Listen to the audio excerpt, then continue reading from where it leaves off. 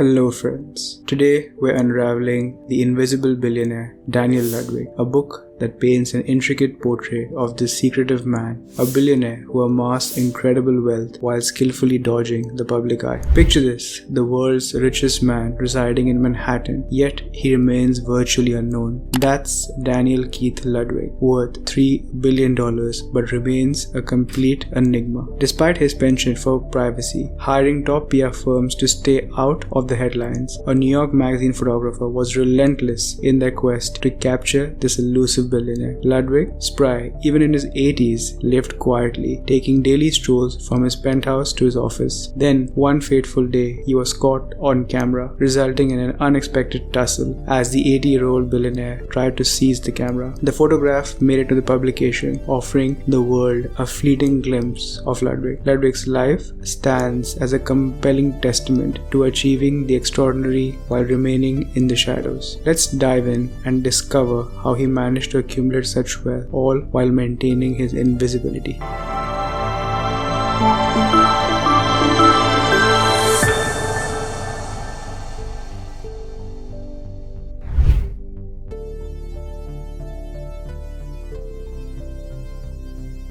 Now, let's turn our attention to the captivating facet of Ludwig's character, his innovative mindset paired with a penchant for privacy. He amazed colleagues with his creative solutions to problems, always maintaining a man of action rather than words. Moreover, he was a work-centric individual, finding opportunities in obstacles and prioritizing results over recognition. That encapsulates Ludwig. He was known for his relentless determination and preference for keeping his accomplishments under the wraps. "I'm in the business because I love it," he once expressed, highlighting his passion and disinterest in fame. Focusing on his business prowess, Ludwig combined grand ideas with practical, efficient implementation. He was a calculated risk taker, ensuring each venture was coupled with intense dedication, aiming for success. His real distinction, however, lay in his innovation during tough times. The Great Depression nearly devastated him, but he devised a brilliant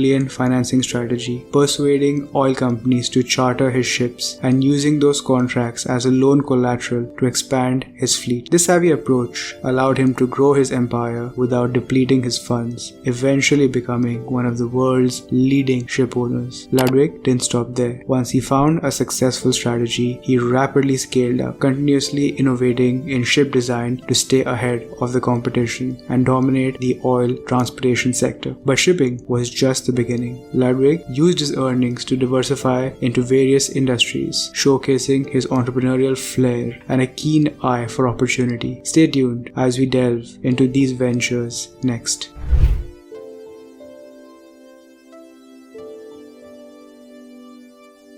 Daniel Ludwig, at the height of his success, had an impressive portfolio of over 200 companies spread across 50 countries, covering an array of industries from shipping to salt production. His investment diversity is a testament to his strategic mind. Turning the focus on Ludwig himself, he was noted for his austerity and unwavering work commitment, living a simple life despite his enormous wealth. His routine was strict, from calorie counting to shunning smoking and lavish parties, with work being his only indulgence. Let's take a moment to trace back to his early life. At 15, post his parents' separation, he moved to Texas, where he found himself alone but found solace in the shipping world. Balancing work and night school, he absorbed marine engineering knowledge, laying the foundation for his future dominance. A year later, back in Michigan, he secured a job in a marine engine plant, which led to assignments across the Pacific Northwest and Alaska. Recognizing his potential to be his own boss, he launched his own venture at 19 during World War I's shipping boom. Ludwig had a knack for spotting deals. One of his initial masterstrokes was buying a boat for $5,000 and flipping it for parts, transforming it into a barrage. His next big move? Relocating to New York, advertising boldly, and diving into the molasses trade, indirectly linking him to the Prohibition-era liquor market. Though his partnership was short-lived, lasting only 2 years, it was a crucial learning experience, sharpening his trading skills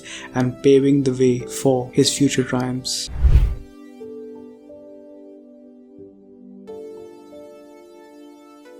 We now move to the beginnings of Ludwig's career, highlighting his sharp strategic thinking and unwavering drive, always optimizing his time and resources. He was quick to question every business move to ensure it maximized his financial gain. For instance, he pivoted from transporting lumber to dealing in oil, identifying the more lucrative option and seizing the opportunity. This agile mindset was evident when he secured an oil hauling contract even before having a vessel, a bold move that paid off and set precedent for his future endeavors. In the post-World War I era, Ludwig spotted an opportunity in his surplus of available ships, snagging a vessel at a steal and diving into the oil shipping industry. Frugal to the core, he even skipped the cost of renaming his new ship acquisition. Every penny counted in his books. His ambition saw him constantly on the lookout for larger ships and more profitable ventures, always ready to trade up and scale his operations. His business-savvy nature shone through when, lacking the funds for a bigger ship, he strategically took a partner instead. 1920s were a pivotal time for Ludwig as he navigated partnerships, stepped into a CEO role with AM Tankers, and mastered the art of buying and selling ships to keep cash flowing. His knack for balancing immediate gains with long-term profitability underscored his strategic acumen. However, the Great Depression brought formidable challenges, leaving him in debt and struggling with interest payments. Ludwig's resilience and sharp business instincts prevailed. He was relentless in negotiating with creditors and finding ways to buy time. His fortunes took a dramatic turn when the shipping demand plummeted during the Great Depression, but he held a valuable asset, his fleet of ships. This movement marked a pivotal shift, demonstrating Ludwig's ability to navigate through storms and emerge stronger. In sum, Ludwig's early career showcases his strategic brilliance, adaptability, and determination to succeed. He was perpetually on the hunt for profit-maximizing opportunities, from tweaking his business model and forging strategic partnerships to negotiating his way through financial strains. His journey lays the groundwork for his later successes, highlighting the attributes that made him an extraordinary entrepreneur.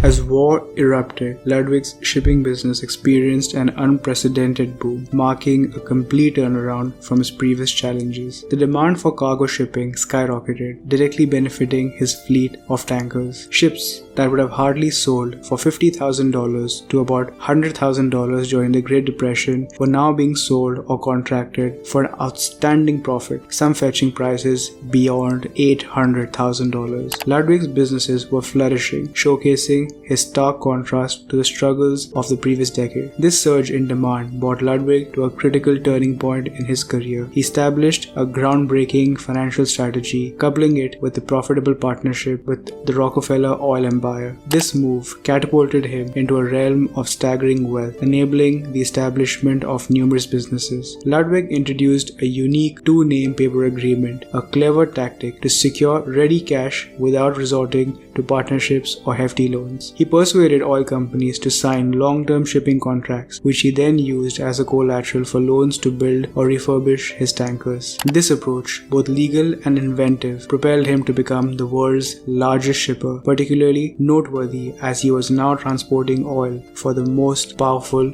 Rockefeller empire. It's important to highlight that this monumental success didn't happen overnight. It took Ludwig 21 years from his start at age 19 to reach his pivotal point in his career at age 40. In the next section, we'll explore why a giant like Rockefeller Oil Company chose to entrust their oil transportation to an outsider like Ludwig.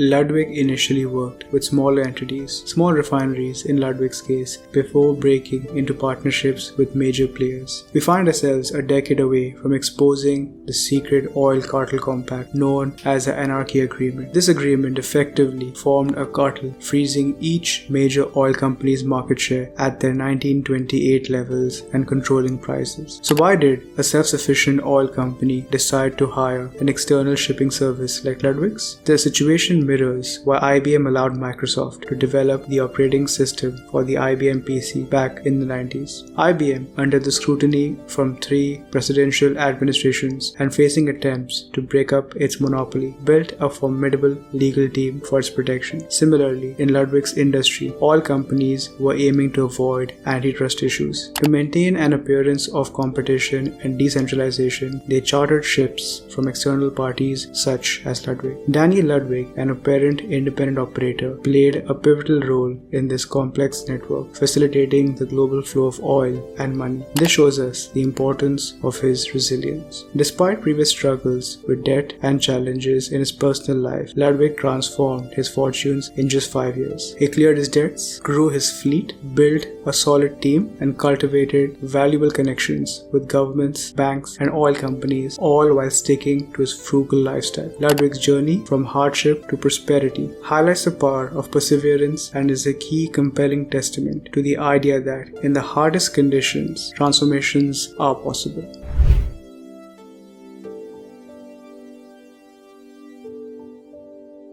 Despite accumulating wealth, Daniel Ludwig never loosened his grip on finances. He once even scolded a captain for using a paperclip on a report, showcasing his extreme frugality. While tycoons like Onassis and Niarchos lived in luxury, Ludwig's penny-pinching habits led to a groundbreaking innovation in shipbuilding, setting him apart in the field. Ludwig's Thrifty Ventures by Frank Brady dives into Ludwig's life, showing how he stood out from his extravagant peers. Ludwig believed that focusing on profits was more important than living a lavish life, once saying, "You can't carry oil in a grand piano." This philosophy extended to every part of his business. He wasn't afraid to challenge the norm, finding ways to save money and even make extra cash. His knack for turning limitations into opportunities kept him competitive. However, this journey was not without its own hurdles. Onassis and Niarchos, once his allies, later became his very rivals. They outpaced Ludwig by registering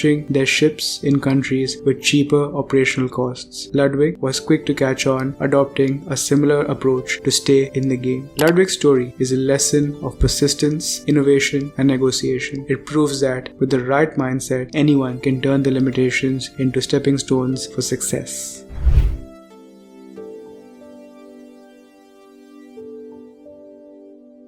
Picture this, a yacht, but not just any yacht. It's a yacht that brings in more money than any tanker. Surprising, right? Usually we don't think of yachts and private planes as money makers, but for Ludwig and Greek tycoons, they were just that, valuable assets earning them a fortune. Even in the face of competition and losing some deals to Greek ship owners, Ludwig held his ground as the world's largest ship owner. With his wealth growing, he needed to diversify his investments. Now, in his 50s, he had 4 decades ahead of him to further expand his empire. He was a powerhouse, a one-man multinational corporation. The book goes into great detail about his various projects, but let's highlight a few. In Venezuela, Ludwig had a great plan that connected back to his main company, National Bulk Carriers. He transformed this company into a massive shipping empire. They expanded their activities to include oil, gas, mining, farming, livestock, making National Bulk Carriers a holding company with diverse interests. Ludwig was no longer just a ship owner. He was a visionary, thinking big and asking himself, why ship for others when I can own it all and ship it all myself?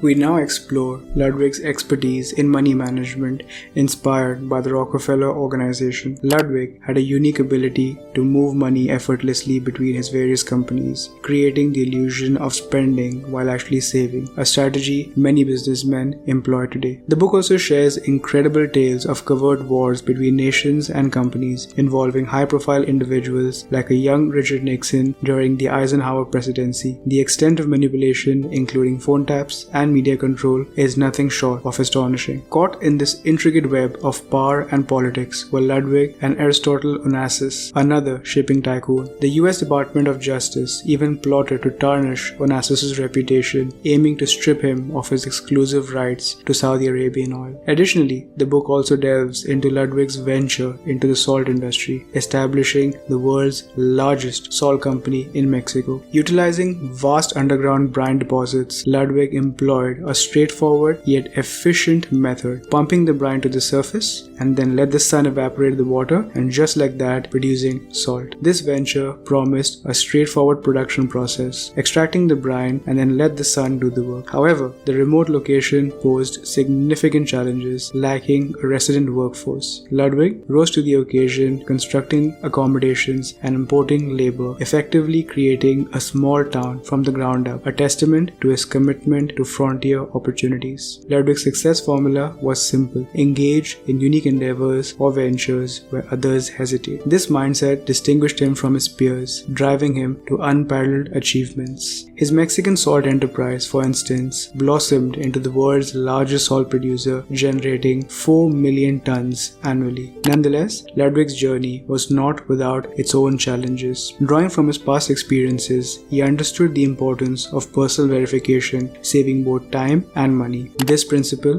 guided him to personally inspect a potential refinery site in Panama, ensuring its viability before commencing construction. Moreover, Ludwig astutely navigated the stock market, acquiring shares not with the intention of a corporate takeover but to profit from their value appreciation, exemplifying his adaptable and strategic business acumen. This story highlights Ludwig's talent for finding the most efficient solutions in his business endeavors.